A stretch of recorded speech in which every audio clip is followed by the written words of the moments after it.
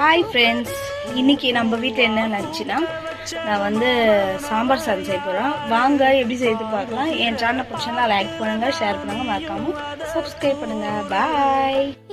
வந்து என்ன கை தேவைன்னா நான் வந்து கத்திரிக்காய், அவரைக்காய், பீன்ஸு, கேரட், அப்புறம் உருளைக்கிழங்கு கட் பண்ணி வச்சுருக்கேன். அதுக்கப்புறம் வந்து தக்காளி, வெங்காயம், பச்சை மிளகாய், கருவேப்பிலை, கொத்தமல்லி, இஞ்சி கொடுத்துச்சு. அவ்வளோதான். வாங்க செய்து நான் காமிச்சு ஒரு 100 ml ஒரு 50 ml நம்ம வந்து எண்ணெய் ஊற்றணும்.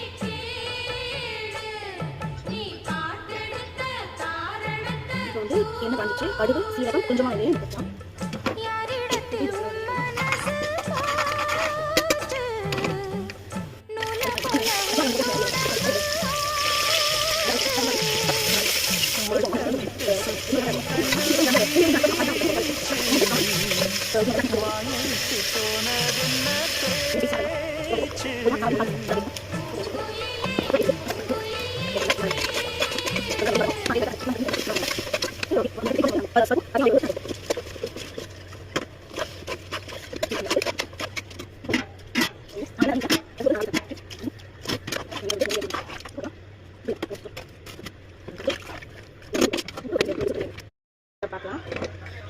வாவ், சூப்பராக சாம்பார் சாதம் ரெடி ஆயிடுச்சு.